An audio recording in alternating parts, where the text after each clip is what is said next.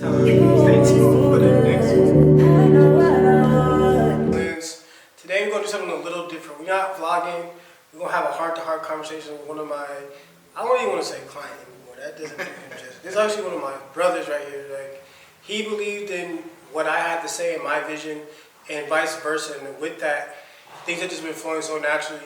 And then crazy enough, my name, Mood, is also the name of his brand. So it's like, bro, it was meant to be. So today is about us just unfolding our connection and what we see as far as what's coming up in the industry, our gripes and complaints, and also our positive feedback on everything that's going on right now. Yeah, man, I appreciate you having me today for sure, bro. This is fire. But no, we were just talking about like the difference between like hiring a person with a camera and someone with actual vision. If you want to elaborate. Yeah, 100%. Like even just rolling out campaign ideas and how to execute them. On my earlier stages, for sure, obviously, finances weren't like how they are now for sure, 100%. So it was just like, all right, how can we make a bang for our buck? Let's just hire this person. They got the camera.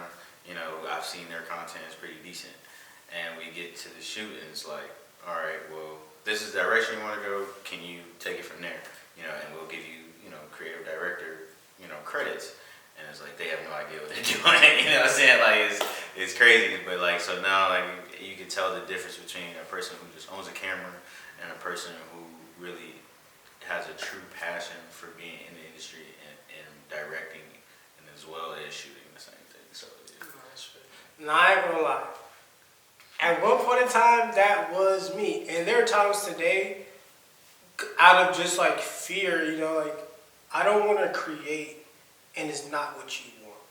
Right. You know what I'm saying? So like sometimes I will be like, so what is it that you want to shoot? Like, just because once you give me a little bit, it's like, okay, then I can compound on top of that. And I think, from my perspective, yeah, you should have a kind of idea, basis of what you want to go into. But at the same time, a person who's shooting or a videographer or a photographer, they should have a true concept of basically from the idea that you give, you know what I'm saying? Because that should be within the payment, you know what I'm saying? Like that should be within your invoice of like what you do in your services, you know what I'm saying? I know for a fact if the roles were reversed, when we shoot, we show behind the scenes content of why our product costs this, you know what I'm saying? And like we go from our fabric choices, to the full construction of those things. We do like, certain things like that we try to show, hey, the viewer or the customer, this is why, what I'm saying, it costs X amount, amount of money. That's fair. That's definitely fair. Okay. So we actually just got done shooting a mini interview for Chris, or Christian, I don't call him, talking about what's coming up next, where his passion came from everything. With that, it kind of sparked some ideas in my head and kind of made me keep thinking about what am I doing now in my career. I've been doing this for about 6 years now. First time I ever picked up a camera was February 2018. If you asked me if I would be doing this right now, I would have told you, hell no. Because I used to never care about being on camera, I was just more like, I'm in the moment. I'm here to just have fun. And then literally I came home, I had just moved back home, because I got out the military and I kind of just went buck wild.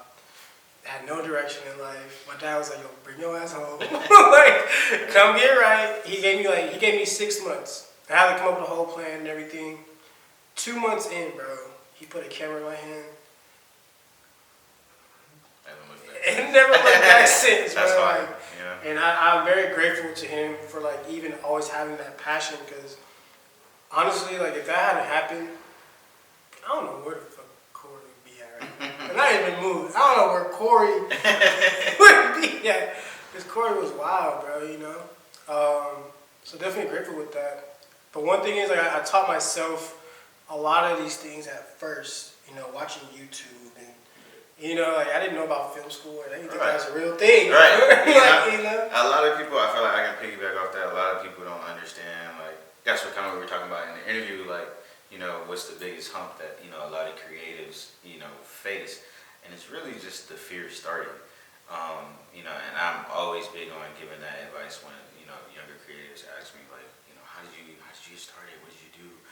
What was different? Like, I just didn't have the fear to fail, Mm-hmm. And, obviously, you have your confidence because at the end of the day, art is very subjective. Some people may like it, some people may not like it. But at the end of the day, I didn't have the fear to try, you know what I'm saying? Because I feel like if I look back in 10 years and it didn't work out, I can't say that I didn't know, you know what I'm saying, that it didn't work out, or I didn't know if it did work, you know what I'm saying? I think people don't even realize how powerful that mindset is. 100%. Like, it's literally the make or break of everything. 100%. Because when I started, I didn't know nothing about the camera, and it honestly intimidated the fuck out of me. What all these buttons do, like. 100%. But I was like, you know what? I learned that. These guys saying like, if you're gonna eat an elephant, take it one bite at a time. So I was like, let me learn this setting, and then let me learn this setting, and then eventually, it all started making sense. I try to tell people, just take your time, like learn one thing after each other. It's okay. Because I ain't gonna lie, like some of these cameras, even I be looking at them, I'm like, I don't know. I know record, I know eject. Like, we'll get it done from there. But yeah, I get it. But any other thing is like you just gotta take things one thing at a time. And like I said, I taught myself a lot, and then I moved to California in July 2018, the same year. I went out here to shoot a music video for a client. As I'm landing, I get a text message, "Hey man, I'm sorry, I'm on my way to Dallas," which is where I just came from, and you flew me to California. I was like, is this nigga serious? And I had a one-way. Man. And I was supposed to come back and shoot a wedding in Dallas. So I just had a free trip to LA for a time. I knew like two people. My homie David, he grew up right behind me. As a kid, he went to the Marines, I went to the Navy. He stayed out here, and I had my homie John Michael, who was in the industry. So I stayed at my homie David's house. I ended up getting called to the studio the day, because my birthday was like 5 days later.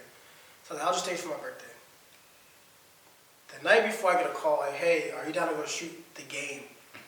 Now, mind you, that song, I Like Do My Head by The Game? Yeah. I was rocking the fuck out that song, like, not even a month ago. So niggas like, you said The Game, nigga? I'm like, yeah, I'm there. I went to the studio room, had a crazy experience, like it was new for me, Woke up the next day, and the first thing that hit me was like, if I wasn't here already, I would have never got this opportunity.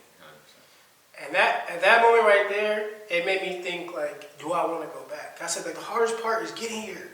I got here for free. I'm here. And I was already good, and not to brag about it, I was doing pretty good in Dallas, But I'm always like, I always say, if you're only good locally, you can't say you're the best, because you haven't competed with other people. 100%. So I was like, people say I'm good in Dallas, but I said, this is the best of the best out here. So if I can make it out here, then I know I'm good. So I said, I'm gonna stay. And that's a great comment. Like, honestly, I encourage people to get out of their own cities. Like, you know what I'm saying? Like, I feel like your city gives you a false sense of success. But if you can make it somewhere else, you can for sure make it in the world, regardless. Yeah. You know what I'm saying? That's a huge type of deal. But yeah, like at the end of the day, bro, just getting started is probably the most vital thing that you can do. Like, regardless, like I treat my failures as real blueprints to creating that successful package. You know what I'm saying? So like with that being said, regardless of what institution that you're in, whatever industry that you want to be in, like, bro, just starting, trying, and learning from the mistakes that you make is better than not doing it at all. You know what I'm saying? Like, people always think it's corny, but like, bro, your L's is not L's. There's something you're supposed to take out of that shit. 100%. And I learned that until you learn that lesson, you will repeat that shit over and over again. It's like a real revolving door for sure. 100%. Yeah. Definitely. But then, like, back to, like, as far as the process, when I moved to California, I didn't really know anybody. Was sleeping in my friend's car, working construction in the morning, working sushi at night, and then like going to events to meet people right after. Like, real 12-hour shifts. Real. I had to it was like, this is all I learned a lot about myself. Like, damn, Corey, you're showing yourself if you really want it, you gonna do it. So like, and I think that's very vital because the mindset, like you said, grit. Like you just learn grit that like, bro, I'm gonna persevere through no matter what. So when people come at you and they're playing around, bro, it can really piss you the fuck off. Like, bro, you don't know what the fuck. I've been through it. Get here, 100%. Oh my goodness, and I'm really big on keeping a keen circle. You know what I'm saying? Like even from just our regular talks. You know what I'm saying? It's very vital to have the right team around you. I feel like God will show you the correct team for sure, especially when everything is already aligned to start falling in place and be successful in whatever you're trying to do. But I feel like God will really point you in the direction of who's supposed to be on your team for real, and who's here to really just leech. Honestly, let's be real with it. Yeah. You know what I'm saying? And I feel like God is pointing me in that direction because, like you said, we're not from here, we're not LA natives, but for us to meet and be around the correct people, you know what I'm saying, that kind of even put us together, like, you know what I'm saying, that's shout out to Kim. Yeah, shout out to Kim. We love worldwide, bro. Yeah, facts, man. Tap in with that, because my guy, he's very, very talented, you know what I'm saying. So, just with that being said, like, that's just God ordained, to put us all kind of in the same circle, and with like-minded people, you know what I'm saying. So that's big. Hell yeah. And then now this year, like 2025, Happy New Year to y'all. If y'all watching this, it's the New Year, so Happy New Year. Hope everything went well for y'all. Christmas, Hanukkah, Kwanzaa, all that, I just want to, my dad asked me a question at the beginning of last year. He said, you're about to be 30. You need to figure out what makes you happy. Like, what do you enjoy doing? Yes, you're good at this, but do you enjoy it?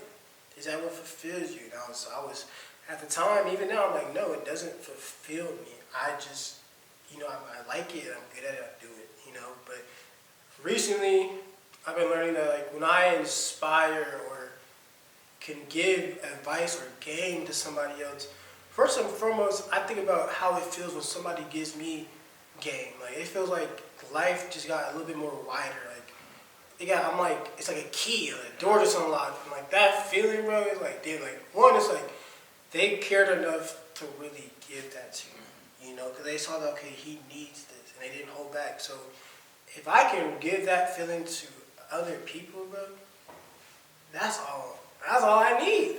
That's a true satisfaction, of being able to give game, for sure.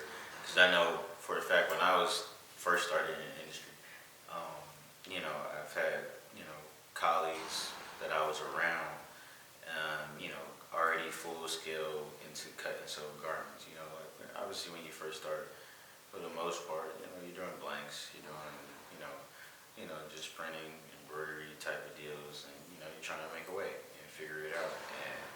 And I had some colleagues that were full access to, developing their own garments and being different and already standing out. And it was a lot of gatekeeping, honestly. You know what I'm saying? And I vowed myself to never be on something like that, hey, I might not give you the direct source, to be honest, but I'm going to give you the keys that you need for sure to find your own path, because everybody's path is different, for sure. Everybody can't just, jump from A to Z immediately, you know what I'm saying? So, but I always for sure want to leave a good imprint and game and somebody who has a question for me, you know what I'm saying? Facts. And I want to talk about gatekeeping. I think gatekeeping can be so generalized because, you can hate me if you want to, I don't care. I reward effort. And I think I've always been that type of person. Like, if I see you trying, I'm going to help, bro. Because that's the hard. That in itself, I don't know what it took you just to even start trying. So I'm going to help reward you because I know that reward is going to push you to the next level of trying and the next, right? Because I feel like there are some people you may meet that may be interested in certain things, but sometimes you got to ask them, what have they already done? Yeah. And that kind of goes back to what I was just thinking about the other day, with just a respect thing. Like, I feel like as men, we respect you on, one, your confidence, two, your accomplishments, or at least even your attempts, even if it's not a true success yet. What were you trying to accomplish, or what are you trying to accomplish? can I respect that? And if so, okay, now I can feel like I can feed you the proper game that you need to correct your mistakes and be successful. You know what I'm saying? So, and I would hope, like when I approach someone, of, higher entity right now that's doing a little bit better than me, that, I come off and give that same, all right, I can respect this guy. He's doing something. He looks the part. He's properly speaking. All those things are very key and vital in, personal development that'll get you to the next level for, your work or whatever you want to do. That doesn't, yeah. So that's huge. That's personal development is probably the number one thing over, I'd say, being skillful in whatever you do. Because if you have the confidence in yourself, you're able to make these networking connections. I feel like it's more so who you know than what you know. You know what I'm saying? I would say it's who knows you. Very true. Very true. That's to go even deeper. It's who knows you. You know what I'm saying? And obviously your capabilities have to back it up. But to get your foot in the door is who knows you and then who you know. The reason why I harp on that is because we live in a city where it's smoke and mirrors, man. Like, people out here talking good fucking game. Talking good game. 100%. I know this person, I know that person. And then when you ask them to like cash in on this shit, not on some like leech shit, it's like, all right, like let's make some shit Work. It's like, I'm ready on my part. You know what I'm saying? I'm ready on my then part. it's like you don't hear the niggas disappear on your ass because it's like, all right, damn, I can't really stand on that shit. And that's why I say like it's about who really knows you, because I'm blessed to be in a place now where I don't really have to advertise. I don't remember the last time I even posted my services online. But somehow people be finding me, and that's word of mouth. And I know that comes from the people who know of me and know what I bring to the table. Like same thing with Cam and how we met. Same. It was just completely genuine. It was like, hey, listen, you need a guy, videographer. You need somebody to shoot these product shots. I got a guy for you. Boom. It's crazy. His name is Mood. This shit's Mood. All right, it should be perfect. And meet you first day, bro. It's just love. Like, you know what I'm saying? So, that's a rare unicorn to find out here in LA for sure. But like I said, God ordained. You know what I'm saying? Like it's already written. I feel like our stories are already written. We just going along the path of it. You know what I'm saying? And enduring what we need to endure to understand where we need to get to our end goal. You know what I'm saying? So. It's crazy you say the story that I was talking to my homegirl from back home. She's like very spiritual, She like, we call her an alien. She's an alien having a human experience. And she was asking me, do I believe in like free will or things already written? I said, I believe that we have free will and there are things that are ordained for us. But because we have free will, we can detour, delay, or destroy those things. Hell yeah, 100%, 100%. You know what I'm saying? And that's why, I focus on every day. Like, hey, listen, try. Nobody's perfect. You know what I'm saying? But focus on getting that 1% better every day. You know what I'm saying? Like, if I can develop to be 1% better, throughout 365 days, you know what I'm saying? I'm 365% better than what I was. You know what I'm saying? So, you know what I'm saying? That's a great way to look at it for sure. That living righteously and doing the correct things are helping get to your destination faster for sure. Big facts, bro. So. Well, shit. Thank you for having this conversation with me today. I feel like it's been overdue. Nah, for real. 100%.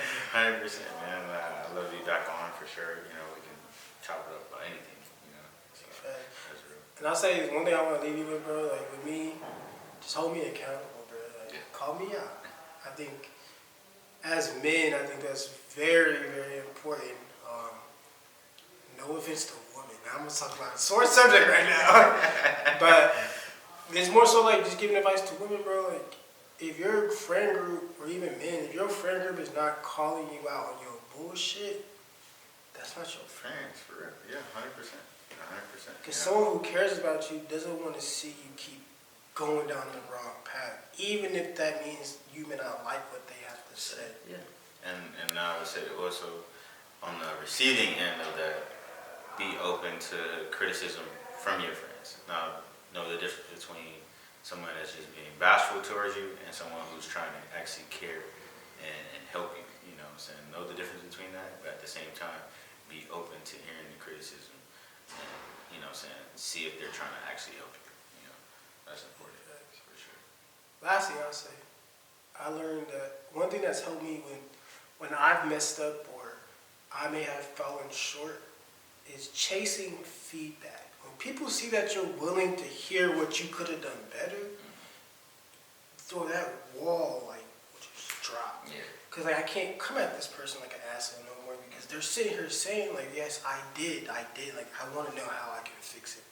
And you don't have to come like, cause I feel like some men probably think that's an ego trip. Like I ain't gonna like no, but it's called humility. Yeah, Like, I'm not perfect, but if you have a way to make me better, I'm willing to hear it. Yeah, feedback. Feedback is the best knowledge that you can kind of get. Honestly, like, you know, like for me, yeah, my sample source or like, you know, my personal friends, you know, I don't want to hear straight yeses from them. You know, I want to hear, hey, this could be better, this could be tweaked, because like, you know, as a creative, you're just staring at it all day, so you're tunnel vision to it. Like, okay, you know what you want it to look like.